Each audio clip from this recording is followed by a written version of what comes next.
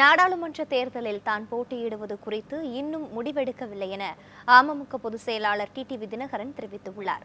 தஞ்சையில் செய்தியாளர்களிடம் அவர் பேசியதை சூப்பர் பைட்ஸ் பகுதியில் தற்போது பார்க்கலாம்.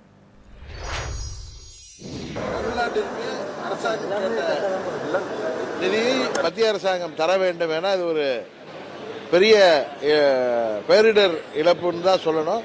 சென்னை பாதிக்கப்பட்டிருக்கு. அதுக்காக தமிழ்நாடு அரசாங்கம் கேட்கின்ற நிதியை மத்திய அரசாங்கம் கொடுத்து உதவிட வேண்டும் என்று உங்கள் வாயிலாக கோரிக்கை வைக்கிறேன்.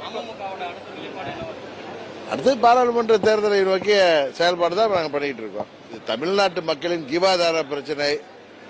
இங்கு மக்களின் பிரதிநிதிகளாக எல்லா அரசியல் கட்சிகளும் தமிழ்நாட்டிற்கு மேகதாது அணை கர்நாடகாவில் கட்டப்பட்டால் தமிழ்நாடு பாலைவனமாகிவிடும், அது சட்டத்திற்கு புறம்பானது என்று தமிழ்நாட்டில் உள்ள அனைத்து அரசியல் கட்சிகள் போராடுவது அவர்களுடைய அடிப்படை உரிமை. இல்ல அது வெறும் ஊடகங்கள்ல தான் நான் சரியா பார்க்கிறேன். நான் தேர்தலில் நிக்கிறத பத்தி அந்த முடிவு எடுக்கல. நான் என்னைக்கும் அதிமுக ஒன்றிணைன்னு நான் சொன்னது கிடையாது. அம்மாவின் தொண்டர்கள், உண்மையான தொண்டர்கள் அனைவரும் ஒன்றிணைந்து திமுக என்கிற தீய சக்தியை எதிர்த்து போராட வேண்டும் தான் சொல்லியிருக்கிறேன். உண்மையான அம்மாவுடைய தொண்டர்களாக இருக்கிறவங்க ஒன்றிணைவாங்க.